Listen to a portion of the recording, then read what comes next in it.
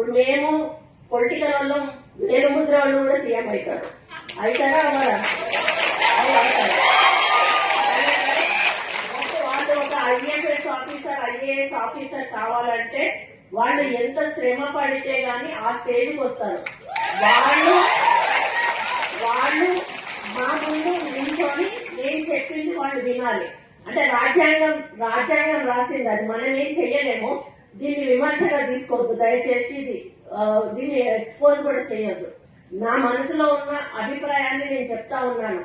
మాకు చదువు రాదు, మాకు సబ్జెక్ట్ తెలియదు, ఇష్టం ఉన్నట్టుగా వాళ్ళు ఏదైనా చేస్తే ఇష్టం ఉన్నట్టుగా తిట్టేస్తాం, మీరు ఏ పని చేయలేదు.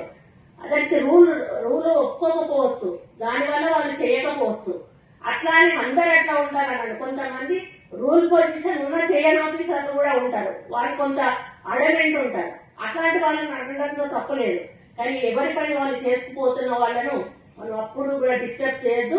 మనం రూల్స్ ప్రకారం వెళ్ళాలి అని చెప్పి మరి ఎప్పుడు కూడా నేను సపోర్ట్ చేస్తాను. ఎందుకంటే మా నాన్న ఇంజనీర్ గా ఉన్నప్పుడు ఎంతో మంది కాంట్రాక్టర్స్ వచ్చి మా నాన్నని బిల్లు చేయకపోతే రోడ్డు బిల్లు తిట్టిన సందర్భాలు మేము కళ్ళాగా చూసాం. కాబట్టి వాళ్ళ బాధ ఎట్లుంటుందో మాకు అర్థమవుతుంది. కాబట్టి నేను ఆఫీసర్స్ అంటే చాలా రెస్పెక్ట్ ఇస్తాను.